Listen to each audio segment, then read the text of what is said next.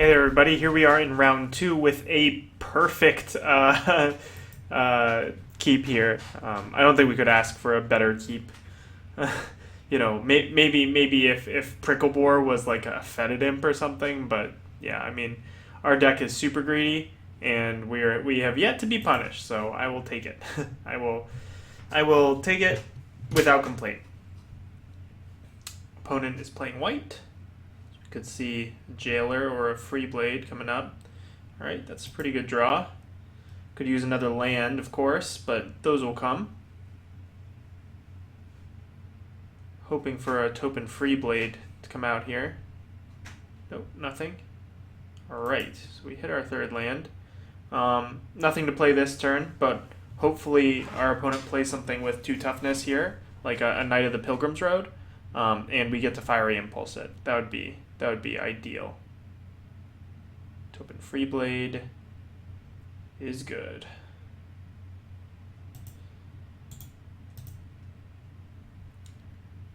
Go ahead and do this on end step, I suppose. Kaboom. If our opponent has a protection, yeah, they got Enshrouding Mist. Yep. Here's where I'd love if Reeve Soul was an instant, but yeah. So I can run out the Elemental here, and then untap with. Nah, I think I just go ahead and Reeve Soul here.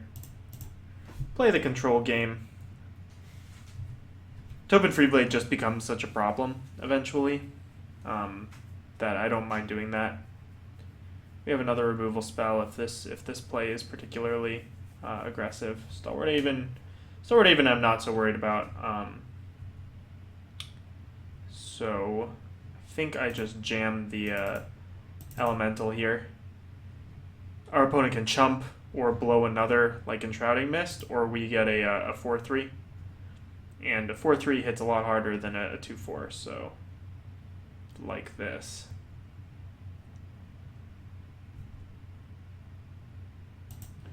Run a land out. We don't want to give away our white splash. We don't want our opponent to start playing around things. So I expect to take a hit here, and either to lose our elemental or to... okay. So we haven't gotten a great Suppression Bonds target. Like, I will Suppression Bonds the Stalwart Haven if we have to. I'm guessing our opponent wants to trade the Tactician for our Elemental. Which, I don't think I'm above that trade. Yeah, so what I could do here is I could Suppression Bonds and play the Fetid Imp.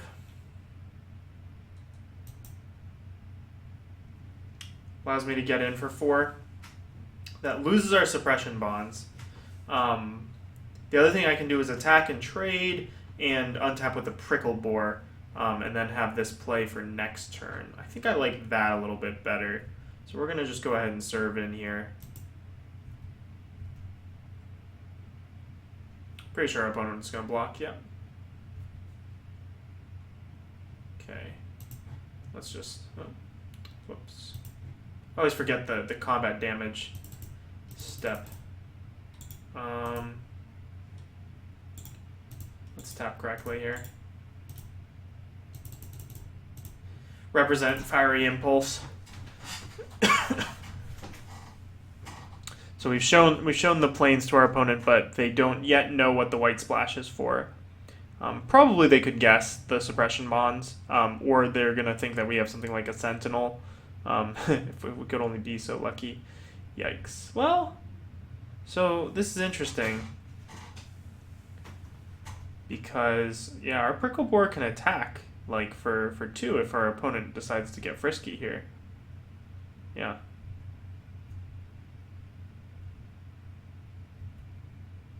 We still have a 2/1 first strike.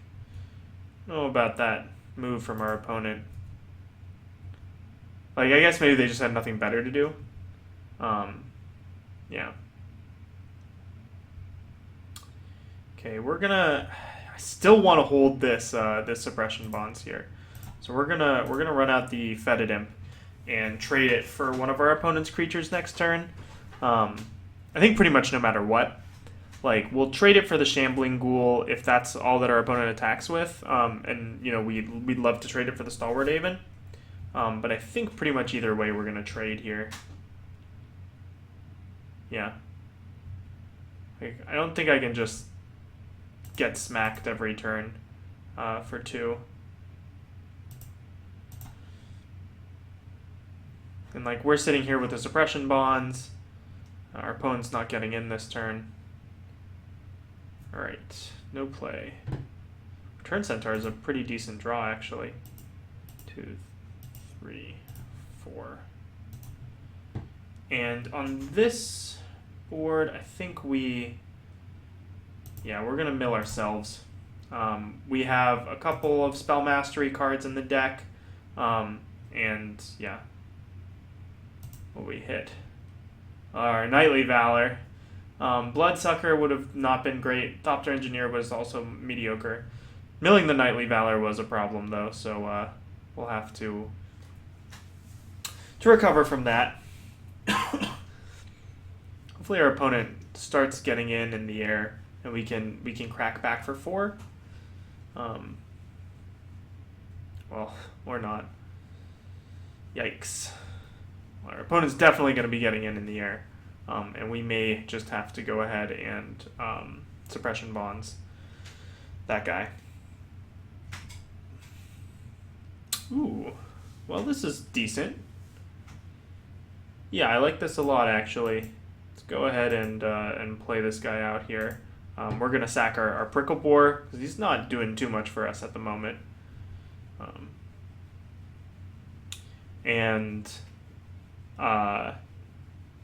We have the option of suppression bonding our opponent's creature.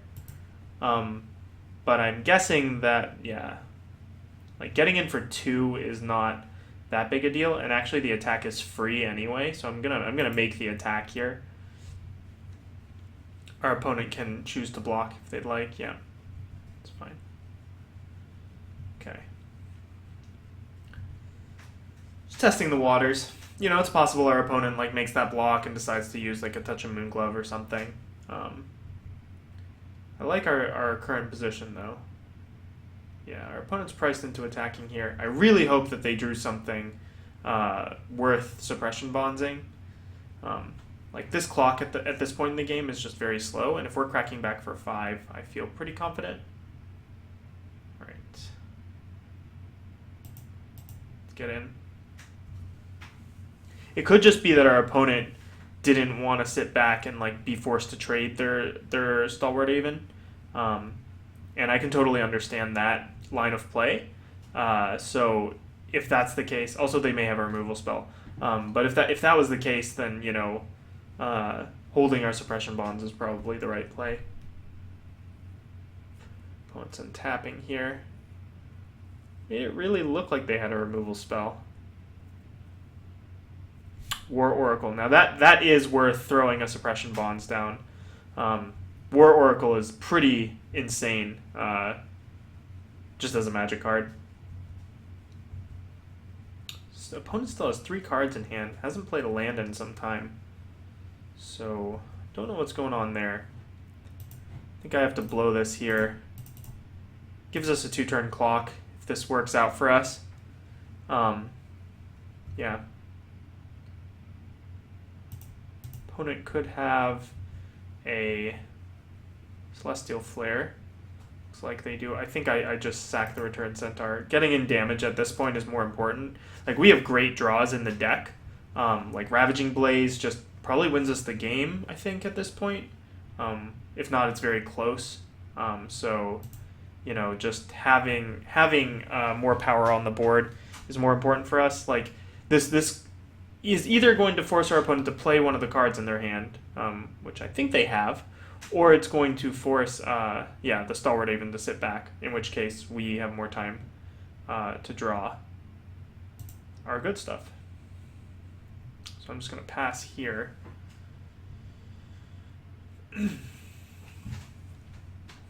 So I think we're in like sort of a holding pattern right now. Our opponent and we're just hoping to top deck something, both of us. I think we have some really great top decks. Necromantic Summons, you say? Necromantic Summons is probably really good, isn't it? God, I could Necromantic Summons the Rabid Bloodsucker, or my opponent's Stalwart Haven. I like the Bloodsucker actually a lot. Becomes a 5/4. Yeah, let's do that. Right, there's nothing better. I can do Fetid Imp. Nah. Bloodsucker takes our clock down by a turn. Right, I mean, like, our opponent can't let us hit them with this 5/4. So, pretty happy about that.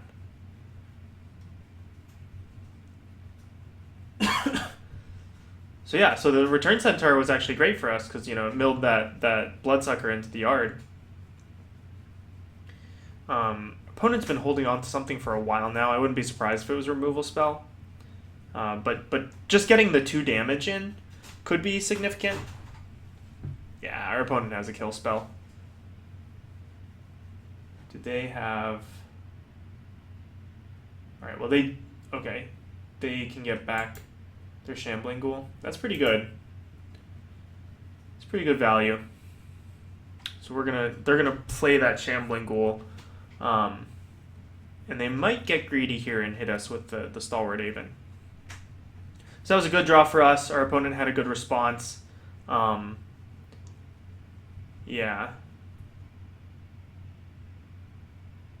Opponent's still not too greedy. That was a great draw for us. 1, 2, 3. Reading some bones here. Victor and Weight of the Underworld. Well, Victor is going to be great on... I mean, Victor probably just wins us the game, right? Power 2 or less, yeah. Take both of these. And we'll just play out Victor. 2, 3, 4. We steal the Stalwart Haven and get in with this and the Fleshbag Marauder. That's game, so...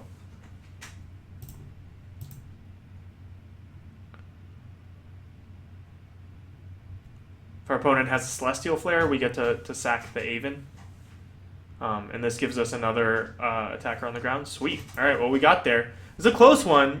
Both us and our opponent were in that top deck mode. Did we see any must answers that would warrant bringing in Night Snare? None that I saw. It's possible Charging Griffin is just like a more relevant card than some of our other 4-drops, right? Like Return Centaur was decent for us there, but I don't know if it's great. It's good against all of our opponent's renowned creatures. Fleshbag Marauder was actually good against this opponent. Bloodsucker was decent. Yeah, I think we're the beatdown, so maybe Charging Griffin isn't necessary. Also, Charging Griffin can't block the renowned flying creature anyway. So, yeah, I don't think we side anything in on this. Prickle Boar could be good. What else do we have at 5? We have another Prickle Boar, removal spell. Yeah, let's go ahead and sort our cards here.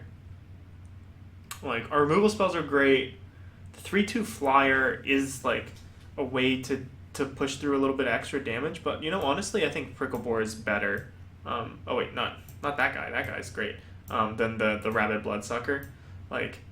Bloodsucker can't block the Haven. And yeah, I don't think it's where we want to be as far as that goes. Yeah, I think we wanna sort of try to pressure our opponent as much as possible, and Fetid Imps hold back the flyers a little bit better than our more expensive cards do. All right, yeah, this hand is okay.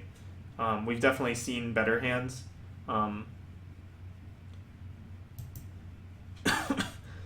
If our opponent plays a turn 2 Free Blade, we probably just lose. But, well, what can you do? All right, we're going to run out our Evolving Wilds here, and we're going to fetch for a mountain, since we drew our plains. Alright, well, we've overcome the hurdle of turn 2 Freeblade.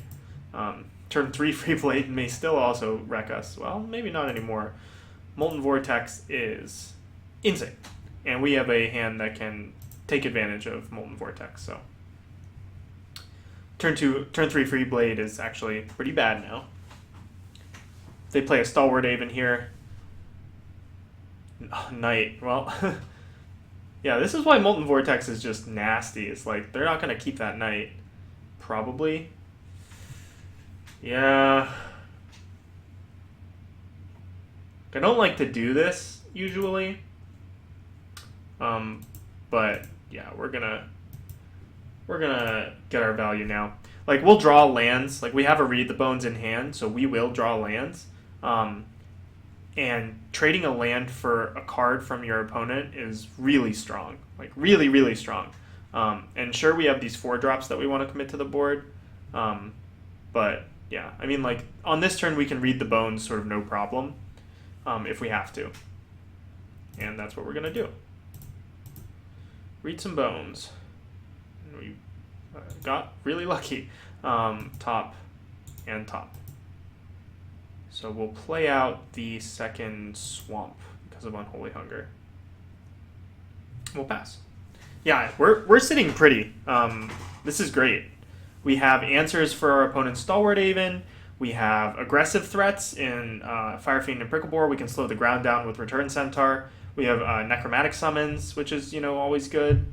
And our opponent isn't putting significant pressure on us. And we have this Molten Vortex, so if our opponent starts playing a bunch of, X2s, we can just get them. Wow. All right, opponent went deep. I can respect that, but also I think it's pretty bad. Could have Enshrouding Mist here. If they do have Enshrouding Mist, maybe I just Holy Hunger here. Unholy Hunger, sorry.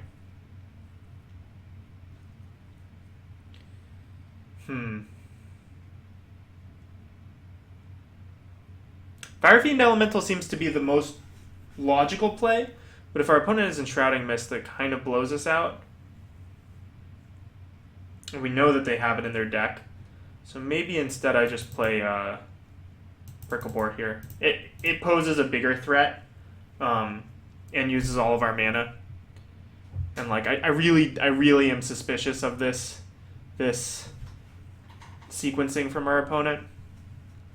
And we have the Unholy Hunger to do work when we need it.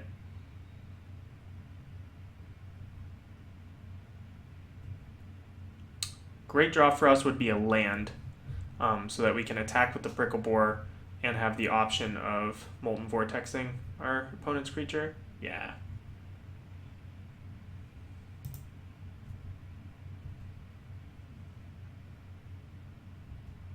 Take 5.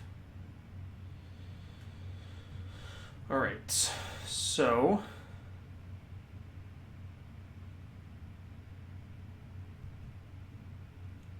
I think what I do here is I just play the Return Centaur, mill myself. That sets up our Necromantic Summons, and then I hold up this this mountain for the Molten Vortex. Like, we can keep taking 2 from the Stalwart Aven for a little while. Alright, what do we hit? Blightcaster. Blightcaster is not good with this hand. And our Ravaging Blaze, which actually is pretty bad. Ravaging Blaze is one of the ways that we can really, pull ahead here. So our opponent has played a Topin Freeblade into our Molten Vortex, so I highly suspect that they have Enshrouding Mist. Which is fine. We're going to make them use it at their end of turn.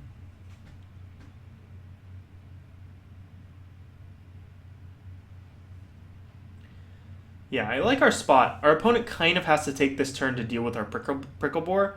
Otherwise, our clock is way faster. We have them on a 4-turn clock, and they're on, like an 8-turn clock? And next turn, we can do the same thing that we did this turn, basically. All right. What do you got? Patron of the Valiant. All right, well, I'm going to go ahead and kill the Freeblade while we have the opportunity. And I'll probably have to Unholy Hunger the Patron, because because it's gonna be a 5/5. Yeah. Hopefully our opponent gets frisky here and decides to attack. The Stalwart Haven? Oh no, sorry. The Stalwart Haven becomes a 3/4. Yeah, that's kind of a problem. But we're gonna go to 12. We hit back for 7. I think we're in an okay position. We definitely have spell mastery, I think, right? What are we looking at? Read the Bones and Ravaging Blaze, yeah. So we're just gonna go ahead and take care of business. I don't think I play this land because Molten Vortex is a very real way that we win the game. So I can summons back. Oh man, jeez. Yeah, I can summons back our opponent's Angel next turn. And yeah, then like our opponent needs a removal spell for the Prickle Boar. Then they need a removal spell for the Angel. So not hating our current position. Swift Reckoning on our Prickle Boar. Well, they did step 1. I'd really not like them to play a threat here. Puts us to 11. Alright, well we drew away to the Underworld. There's 3 lands. We saw a Celestial Flare from this opponent. So I just run out the Fire Fiend Elemental here. We have removal, we have other big plays. We're not yet at a point where I really have to be concerned with my life total. And leaving up Molten Vortex is just really good against this opponent, I think. Yeah, they got Celestial Flare here. We get to sack our Centaur, get in for 3, renown our guy. And we have them, they don't know it yet, but we have them under a 2-turn clock here, with Molten Vortex. So again, I like our position. Basically anything in our deck right now is a good draw for us. If we draw a land, that's good. If we draw creatures, it's good. Alright, this reads removal spell. Okay, so we drew a land, which is interesting. I think I just go ahead and make this attack then. We drop our opponent down here. Yeah, they've got Unholy Cruel Revival. Do they have a zombie in their yard? No. Cruel Revival for no value. It's fine. Yeah. So I can summons, I can wait, I can hold up Molten Vortex. Opponent has 3 cards in hand. I think I'd rather just put in a 6/6 flyer. Let's actually cancel here. Let's play a land and put in our 6/6 flyer. That way we can hold up a 1 activation of Molten Vortex, which could be relevant.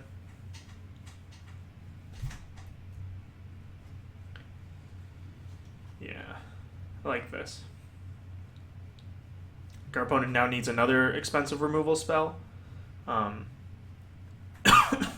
Basically to deal with this. Oh, sorry, it's a 7/7. Right, because it comes in with the counters and then puts another counter on. That's pretty awesome. I'm glad there was no thinking involved there, and that I just got this 7/7. So our opponent can't take a hit because we get to Molten Vortex. They're dude. Ooh. Put to a graveyard. You draw a card and lose 1 life. Okay.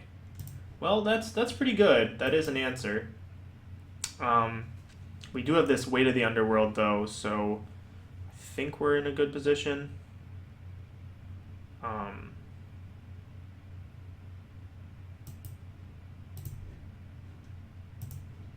we get to burn our opponent down to 7, so they must block.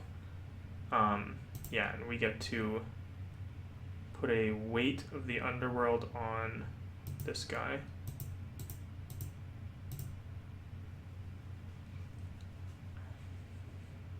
And so now they have to chump.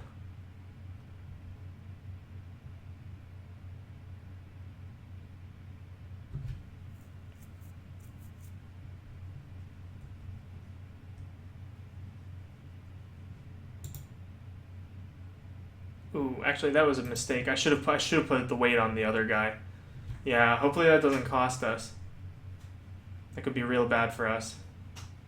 Yikes.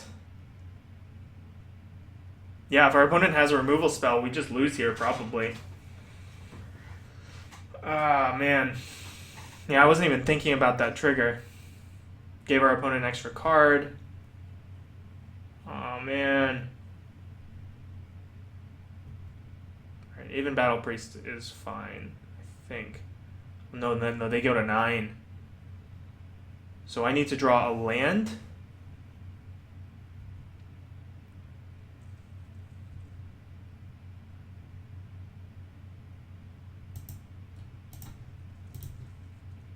Alright, take that out. Alright, drew a land. If our opponent has Enshrouding Mist, we lose.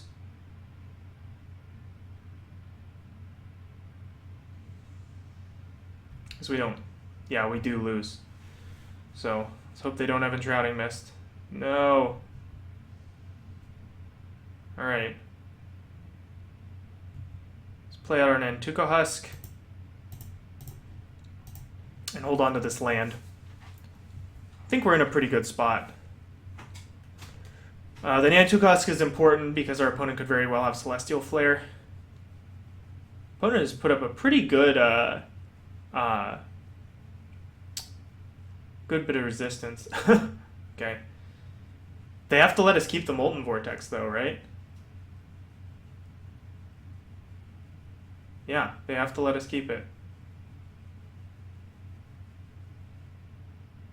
Yoke Docks. So yoked. Fetid Imp, a good draw here.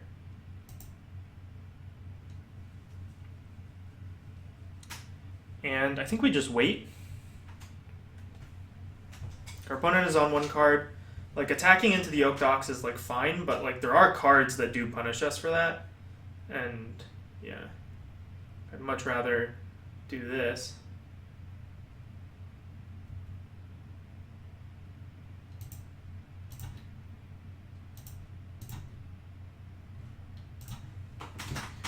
Take down their flyer. Alright, this is decent. Get in here. The world's slowest clock. In 8 turns, we will be victorious. I mean, if we draw more lands, like, we're fine. Like, this is why Molten Vortex is so good. Flood Protection is just, like, really great. Tactician. Tactician is a thing. Represents more damage than what we've got. That's for sure. Alright. Goodbye, Yoke Docks, I suppose. And this is probably game here. Our opponent probably doesn't have an answer to this. And I don't think there are any cards in black-white that, like, reduce the clock to the point where our opponent, like, can really do something here.